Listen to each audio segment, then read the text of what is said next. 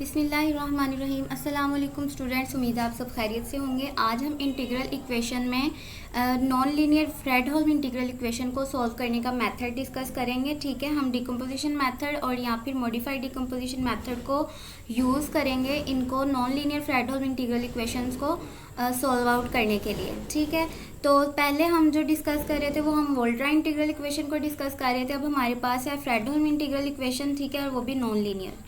तो हमारे पास है यू ऑफ एक्स इक्वल है 1 plus lambda 0 to 1 integral T U square of T D T, और लैमडा हमारे पास है लेस देन इक्वल्स टू 1/2। तो हमने डिकम्पोजिशन मेथड जो है वो इसमें यूज़ करना है हमारे पास, क्योंकि यहाँ पर एक ही एफ ऑफ एक्स है तो हम डिकम्पोजिशन मेथड यूज़ करते हैं। जब हमारे पास एक से ज़्यादा फंक्शन एग्जिस्ट कर जाए तो फिर हम मॉडिफाइड डिकम्पोजिशन मेथड को यूज़ करते हैं। ठीक है, तो इसमें हमारे पास एक न्यू टर्म आएगी अडोमेन पोलिनोमियल। और अडोमेन पोलिनोमियल हमारे पास क्या होती है कि अगर हमारे पास जो नॉन लीनियर है वो हमारे पास पावर 2 में है। ठीक है, तो u की पावर अगर हमारे पास 2 है तो हमारा जो पोलिनोमियल्स हैं a नॉट इक्वल आता है u नॉट स्क्वायर के, और a1 इक्वल आता है 2 u not u1, a2 equal आता है 2 u not u2 plus u1 square. Means के u2 है ना, तो हमने 2 की पावर को बरकरार रखना है, हर एक में 2 की पावर बननी चाहिए। जैसे कि a नॉट है तो a नॉट में हमारे पास सिर्फ u नॉट की वैल्यू होगी तो उसका स्क्वायर हो जाएगा। a1 है तो a1 में हमारे पास u नॉट भी एग्जिस्ट करेगा और u1 भी। तो इन दोनों की पावर मिला के हम अगर करें तो 1 1 हमारे पास 2 हो जाएगी। ठीक है, साथ में हमारे पास 2 मल्टीप्लाई होगा। इसी तरीके से a2 है, a2 में हमारे पास तीनों आ जाएंगे, u नॉट भी, u1 भी और u2 भी। तो जो हमारे पास u नॉट के साथ मल्टीप्लिकेशन करते हैं 2 के साथ, वो हमारे पास जो होता है उसके रिस्पेक्ट से, ठीक है, वो उसका साथ विद रिस्पेक्ट टू u वो आ जाता है। जैसा कि यहाँ पर 2 है तो 2 आ गए, यहाँ 1 है तो 1 आ गए, यहाँ 3 है तो यहाँ 3 आ गया। ठीक है, बाकी जो दूसरा फिर हमारे पास नॉट और 2 तो यूज़ हो गया। अब 1 बच गया तो 1 का हम स्क्वायर कर देंगे, क्योंकि हमने अपनी पावर जो है वो बरकरार रखनी है। तो u1 को फिर u1 से ही मल्टीप्लाई करवाएंगे। अब a3 है तो हमारे पास 2 u नॉट u3, 0 और 3 इस्तेमाल हो गया, 1 2 रह गए, तो फिर वो अगली टर्म के साथ 2 u1 u2 आ जाएंगे। सो ऑन इसी तरीके से हमारे पास ये टर्म्स जो हैं वो चलती जाती हैं। अगर हमारे पास 3 हो जाए तो फिर हमने इसी तरीके से 3 की पावर को बरकरार रखना है और यहाँ पर हमारे पास 3 आता जाएगा। ठीक है, तो अब है हमारे पास कि हमारा जो वोल्ट्रा इंटीग्रल इक्वेशन गिवन थी, फ्रेडहोल्म इंटीग्रल इक्वेशन थी नॉन लीनियर। ठीक है, तो इसमें हमने सबसे पहले लेट कर लिया है यू नॉट को। ठीक है, 0th कंपोनेंट को हमने ले लिया जो कि हमारे पास आई है 1 के। ठीक है, इस इक्वेशन को देखते हुए यही हमारे पास यू नॉट होता है ना। ठीक है, तो हमारे पास ये 1 है तो हमारे पास a नॉट क्या आ जाएगा, u नॉट का स्क्वायर हमारे पास 1 का स्क्वायर 1 आ जाएगा। ठीक है, तो हमारे पास हमें पता है डिकम्पोजिशन मेथड में फिर हम क्या करते हैं, u नॉट फिर u1 की वैल्यू, u1 आपके पास हो जाएगी lambda 0 to 1 t a not of t। A not की आपको पता है वैल्यू, अब आपके पास यू नॉट स्क्वायर है तो आपने उसकी जगह 1 लगा देना। ठीक है, तो ये अब आपके पास डिकम्पोजिशन मेथड में ये स्टेप्स बन जाएंगे। फिर u1 निकल आएगा तो फिर आपके पास अब u1 के अब इंटीग्रेशन करवाएंगे तो हमारे पास λ/2 आ जाएगा।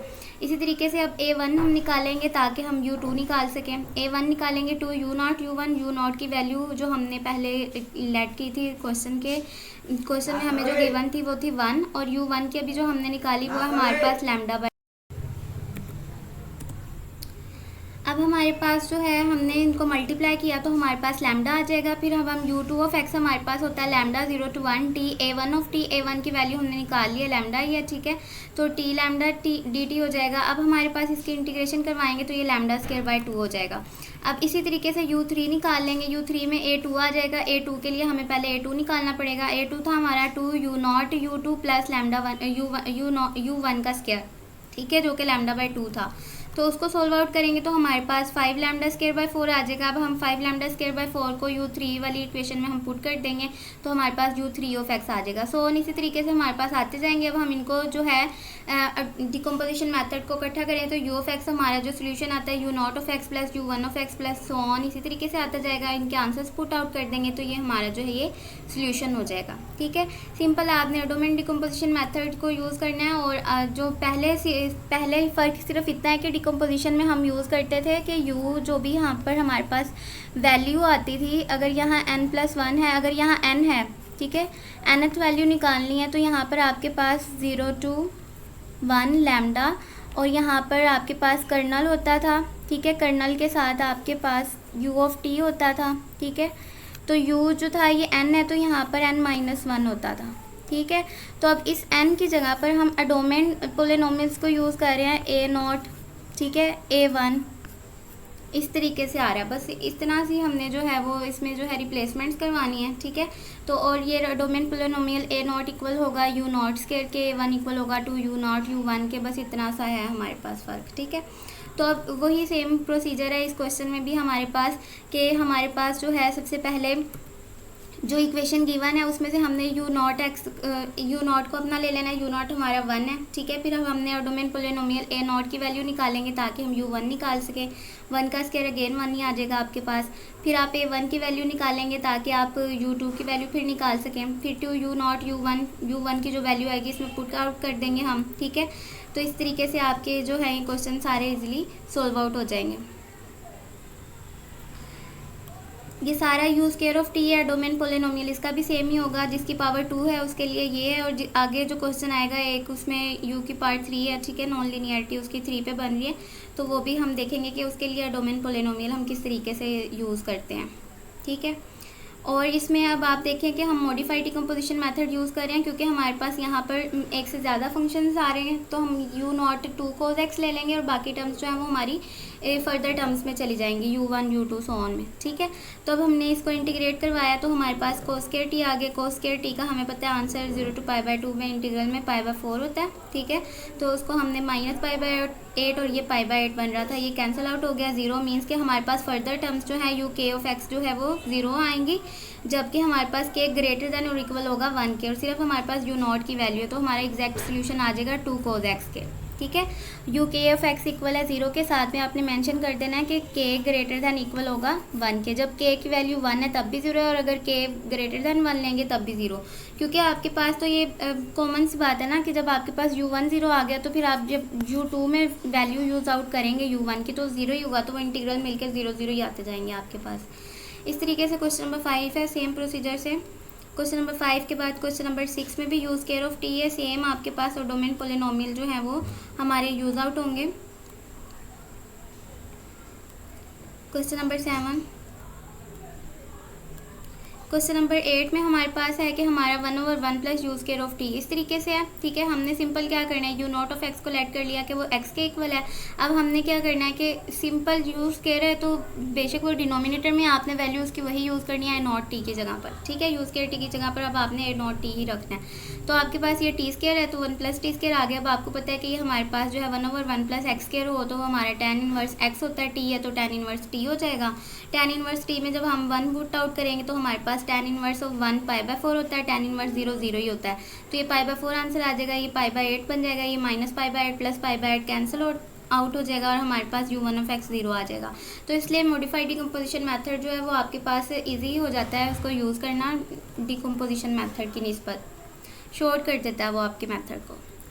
नेक्स्ट है आपके पास सीरीज सोल्यूशन मेथड, वही आपने वोल्टा इंटीग्रल इक्वेशन है। अब आपने सीरीज सोल्यूशन मेथड से इसको सॉल्व आउट करना है। सीरीज सोल्यूशन मेथड में हम क्या करते हैं कि अपनी जो हमें गिवन होता है U ऑफ x उसको हम लेट कर लेते हैं कि वो इक्वल है sigma n equals to 0 to infinity an और x की पावर n। सीरीज सोल्यूशन है ना, तो सीरीज़ में बन जाता है इसका आंसर, ठीक है। तो बोथ साइड पे हम पुट आउट कर देते हैं। अब यहाँ पर है कि नॉन लीनियर है यहाँ आपके पास वोल्टा इंटीग्रल इक्वेशन। पहले हम लीनियरिटी के लिए लीनियर इक्वेशंस के लिए जो है वो यूज़ आउट करते रहे हैं।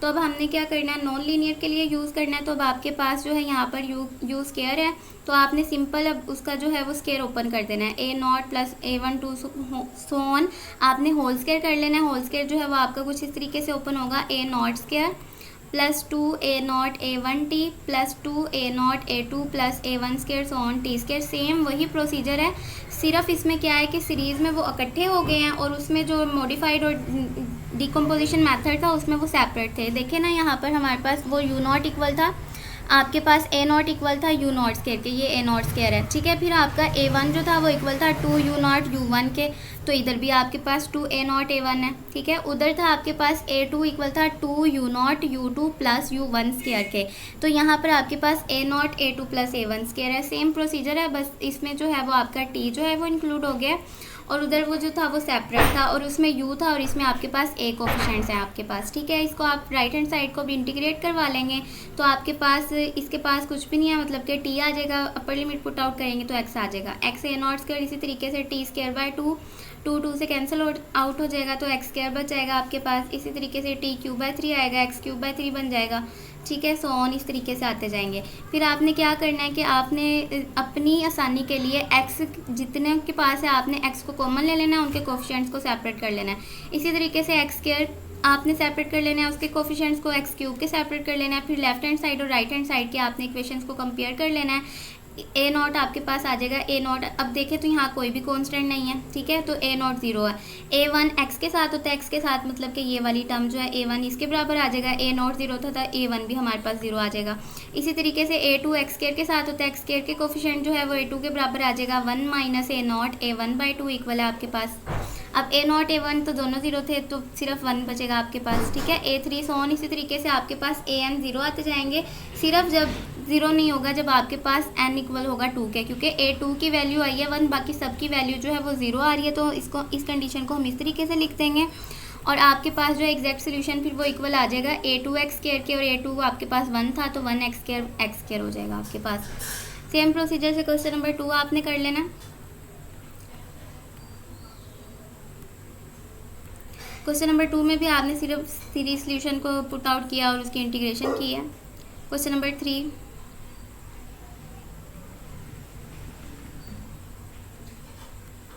क्वेश्चन नंबर 4 में भी आपके पास u स्क्वायर ऑफ t ही है।